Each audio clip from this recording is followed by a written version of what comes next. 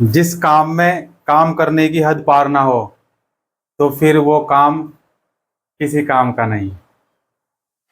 सही बात है ना। आज हम पढ़ेंगे जर्मनी के बारे में और इटली, इनका निर्माण करेंगे। और अगर आपको ये लगता है आपके पास पासपोर्ट नहीं है तो आप नहीं जा सकते हैं, देखो सोचने का और सपने देखने का कोई पैसा नहीं लगता है और कोई लिमिट भी नहीं है। तो अपनी औकात से ज़्यादा सपने देखें और उनको साकार करने के क्या करें, प्रयास करें। तो आज हम इटली और जर्मनी का निर्माण करेंगे। और निर्माण कैसे होगा, देखो जर्मनी क्या सेना राष्ट्र की निर्माता हो सकती है? जर्मनी क्या सेना राष्ट्र की निर्माता हो सकती है? देखो 1848 के बाद यूरोप में राष्ट्रवाद का, जनतंत्र और क्रांति के अलगाव होने लगा। क्रांति से क्या होने लगा, जो क्रांतियां पड़ी थी ना कल, उनके कारण क्या होने लगा, अलगाव होने लगा। राज्य की सत्ता को बढ़ाने और पूरे यूरोप पर राजनीतिक प्रभुत्व हासिल करने के लिए रूढ़िवादियों ने क्या किया, देखो अक्सर राष्ट्रवादी भावनाओं का इस्तेमाल किया। और इस प्रक्रिया में देखा जा सकता है कि जिसमें जर्मनी और इटली एकीकृत होकर राष्ट्र राज्य बने। क्या बने? राष्ट्र राज्य बने। राष्ट्र राज्य, राष्ट्र राज्य, राष्ट्र राज्य बने।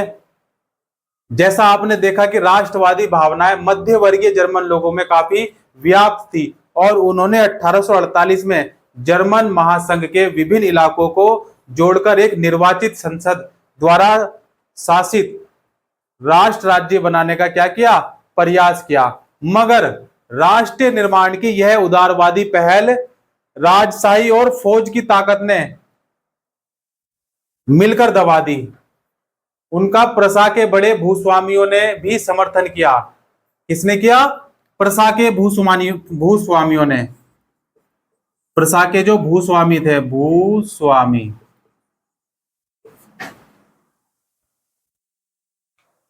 समर्थन किया। और उसके पश्चात प्रसा ने राष्ट्रीय एकीकरण के आंदोलन का नेतृत्व संभाल लिया। उसका प्रमुख मंत्री ऑटो वॉन बिस्मार्क। मंत्री कौन था? ऑटो, ऑटो चलाने वाला था यह, है ना, ऑटो वॉन बिस्मार्क।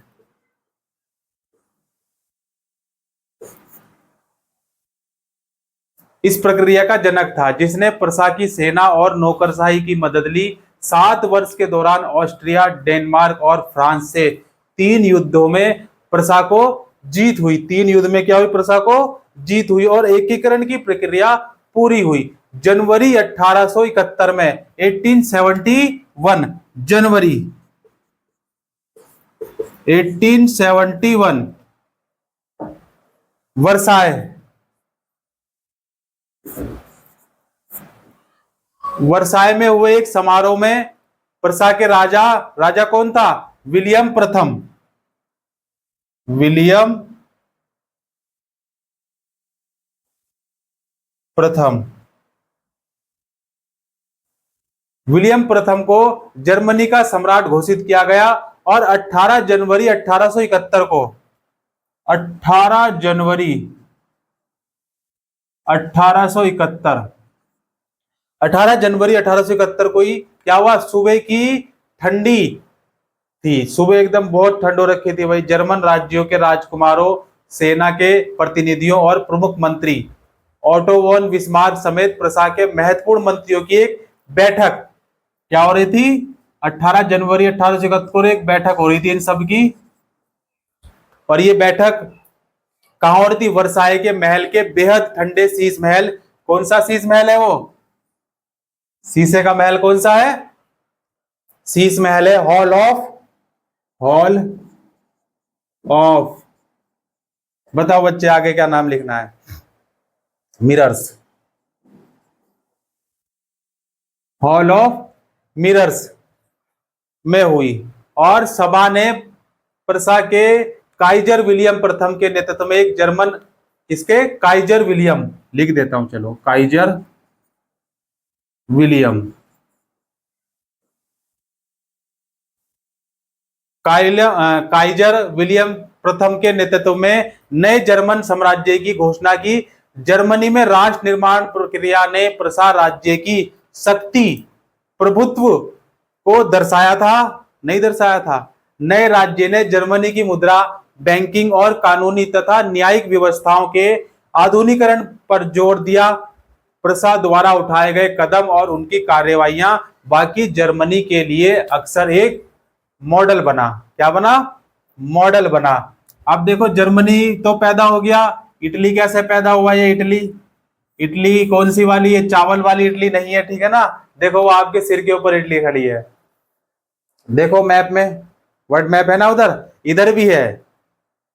देखो कहां पे इटली, बताओ मुझे। ये तो कह रहा है बगल में दुकान पे मिलती है। हाँ, क्या कह रहा है?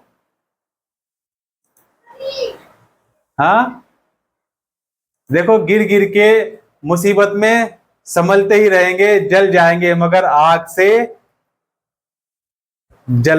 से तपना नहीं भूलेंगे और आग पे चलते ही रहेंगे। समझे? क्या समझे?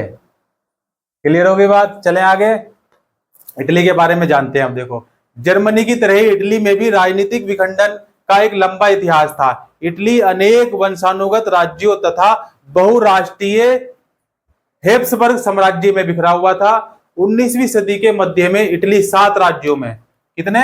अगर हम 19वीं सदी की बात करेंगे तो कितने? 7 राज्यों में बटा हुआ था 19वीं सदी में, जिसमें से केवल एक सार्डिनिया पिडमाट में एक इतालवी राजघराने का शासन था। किसका शासन था? इतालवी राजघराने का। इतालवी राजघराना, इतालवी राजघराने का शासन था। और उत्तरी भाग, जो उत्तरी भाग था इसका, इटली का, इधर लिख देता हूं, जो इटली का उत्तरी भाग था उस पे कौन था? किसके अधीन था वो? हेब्सबर्ग। पूरा कर लेना इसको ना, बहुवचन में लिखना है। हेब्सबर्गों के अधीन था। और मध्य इलाका जो था, मध्य बीच का इलाका जो था वो किसके था शासन में? पोप का शासन था इस पर। पोप का शासन था। और दक्षिण क्षेत्र स्पेन, दक्षिण क्षेत्र पर क्या था?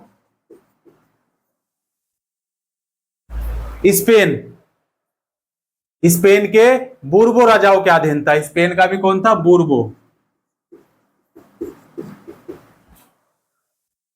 बूर्बो राजाओं के अधीन था। और इतालवी भाषा ने भी साझा रूप हासिल नहीं किया था और अभी तक उसके विविध क्षेत्रीय और स्थानीय रूप मौजूद थे। 1830 के दशक में 1830 के दशक तक आते आते ज्यूसेप्पे, क्या नाम है? ज्यूसेप्पे मेत्सिनी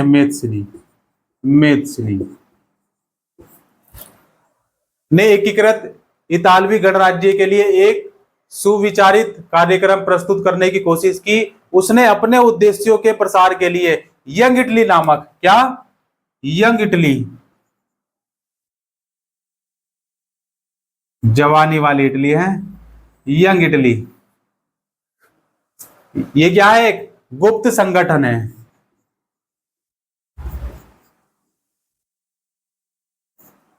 गुप्त संगठन बनाया। 1831 और 1848 में क्रांतिकारी विद्रोह की असफलता से युद्ध के जरिए इतालवी राज्यों को जोड़ने की जिम्मेदारी सार्डिनिया पॉडमोट के शासक विक्टर एमेलुएल द्वितीय पर आ गई। इस क्षेत्र में शासक अभिजात वर्ग की नजरों में एकीकृत इटली उनके लिए आर्थिक विकास और राजनीतिक प्रभुत्व की संभावनाएं उत्पन्न करता था। मंत्री प्रमुख कावूर, जिसने इटली के प्रदेशों को एकीकृत करने वाले आंदोलनों का नेतृत्व किया, ना तो एक क्रांतिकारी था और ना ही जनतंत्र में विश्वास रखने वाला था। इतालवी अभिजात वर्ग के तमाम अमीर और शिक्षित सदस्यों की तरह वह इतालवी भाषा से कहीं बेहतर फ्रेंच बोलता था। क्या बोलता था? फ्रेंच बोलता था। फ्रेंच भाषा दे सुनी है? फ्रेंच बोलता था। फ्रांस में सार्डिनिया पिडमॉन्ट की एक चतुर कूटनीति संधि पढ़ा है उसके बारे में? पढ़ना कभी, जिसके पीछे कावूर का हाथ था। सार्डिनिया पिडमॉन्ट 1859 में ऑस्ट्रेलियाई बलों को हरा पाने में कामयाब हुआ। नियमित सैनिकों के अलावा ज्यूसेपे गैरिबाल्डी के नेतृत्व में, ज्यूसेपे गैरिबाल्डी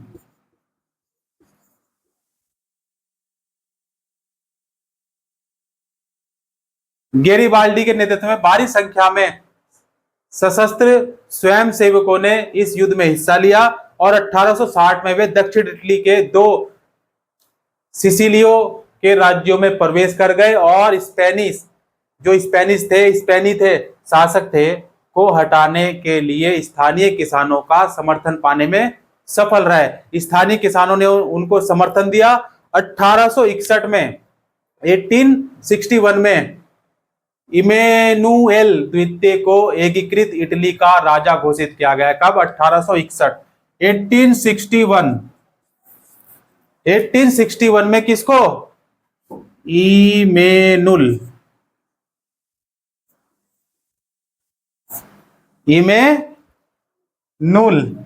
नुएल है यार, वो नुल नहीं है, नुएल अंग्रेजी का नाम है ना? हाँ, द्वितीय भी लगा लेना, सेकंड को एकीकृत इटली का राजा घोषित किया। मगर इटली के अधिकांश निवासी जिनमें निरक्षरता की दर काफी ऊंची थी, अभी भी उदारवादी राष्ट्रवादी विचारधारा से अनजान थे। दक्षिणी इटली में जिन आम किसानों ने गैरिबाल्डी को समर्थन दिया था, उन्होंने इटालिया के बारे में कभी सुना ही नहीं था और वे मानते थे कि लाटालिया विक्टर इमैनुएल की पत्नी थी। ब्रिटेन की भी अजीब दास्ता के बारे में बात कर ले। ब्रिटेन कौन कौन गया है? ब्रिटेनिया तो खाया होगा सबने, बिस्किट। हाँ, तो ब्रिटेन की दास्ता देखो क्या है, कुछ इस तरह है जो हम आपको बयां करेंगे और आप उसको समझेंगे। क्या समझेंगे? नहीं समझेंगे? देखो, मुझे कई बार लगता है कि पेड़ शायद आदमी का पहला घर है। आपको भी लगता है ऐसा? नहीं लगता? मेरी तारीफ करें या मुझे बदनाम करें, जिसे जो बात करनी है सरेआम करें, खुली बात, नो बकवास। Is that clear? बात कम क्या करो तुम लोग ना, नहीं तो तुम्हारे मुंह पे जो है ना च्युइंगम चिपका दी जाएगी। चलो, कम टू द पॉइंट। कुछ विद्वानों ने तर्क दिया था कि राष्ट्र या राज्य राष्ट्र का मॉडल या आदर्श गेट ब्रिटेन है। क्या है? ब्रिटेन है। और ब्रिटेन में राष्ट्र राज्य का निर्माण अचानक हुई कोई उथल पुथल का या क्रांति का परिणाम नहीं था। यह एक लंबी चलने वाली प्रक्रिया का नतीजा था। 18वीं सदी के पहले ब्रिस्तानी राष्ट्र था। क्या था? ब्रिस्तानी राष्ट्र।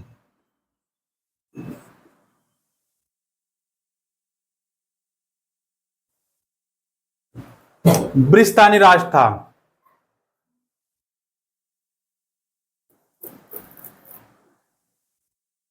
इधर लगा दिया ना ये, ब्रिस्तानी राष्ट्र।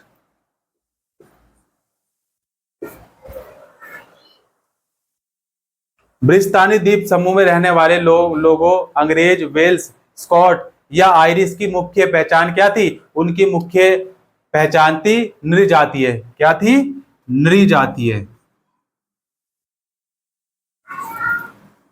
उनकी मुख्य पहचान नृजातीय थी। कोई दिक्कत? एक लंबे टकराव और संघर्ष के बाद आंगल संसद ने क्या किया? देखो, आंगल संसद, आंगल संसद आंग्ल संसद के माध्यम से एक राष्ट्र राज्य का निर्माण हुआ, जिसके केंद्र में इंग्लैंड था। क्या था? इंग्लैंड। और इंग्लैंड और स्कॉटलैंड के बीच एक्ट ऑफ यूनियन 1707 से United kingdom of great Britain का गठन हुआ। किसका गठन हुआ? United kingdom of great Britain का गठन हुआ। और इनमें इंग्लैंड व्यवहार में स्कॉटलैंड पर अपना प्रभुत्व जमा पाया। इसके बाद ब्रितानी संसद में आंग्ल संसद सदस्यों का तबादला रहा। क्या रहा? तबादला रहा। तबादला होता रहा। तो उनके बाद क्या हुआ? तबादला जैसे हुआ तो दबदबा हुआ, तभी तो तबादला हुआ। समझ गए? तो उनका दबदबा कैसे कायम रहा? क्योंकि एक दूसरे कभी इधर का इधर, इधर का इधर, इधर का इधर, तो दबदबा रहा एकदम बिल्कुल। और एक ब्रितानी पहचान के विकास का अर्थ यह हुआ कि स्कॉटलैंड की खास संस्कृति और राजनीतिक संस्थाओं को योजनाबद्ध तरीके से दबाया गया। स्कॉटिश हाईलैंड्स के निवासी जिन कैथोलिक कुलों ने जब भी अपनी आजादी को व्यक्त करने का प्रयास किया, उन्हें जबरदस्त दमन का सामना करना पड़ा। एक नए ब्रितानी राष्ट्र का निर्माण किया गया, जिस पर हावी आंग्ल संस्कृति का प्रचार प्रसार किया गया। एक ब्रिटेन के प्रतीक चिन्ह, ब्रितानी झंडा, यूनानी जैक और राष्ट्रीय गान। राष्ट्रीय गान का क्या नाम है? राष्ट्रीय गान है God save our noble king को खूब बढ़ावा दिया गया। और पुराने राष्ट्र इस संघ में माताहत सहयोगी के रूप में ही रहेंगे। देखो, कैंची पेड़ को नहीं काट सकती, कुल्हाड़ी बाल को नहीं काट सकती। हर इंसान में खूबी अलग है, तुलना किसी की किसी से नहीं की जा सकती। बोलो हर हर महादेव, जय श्री राम।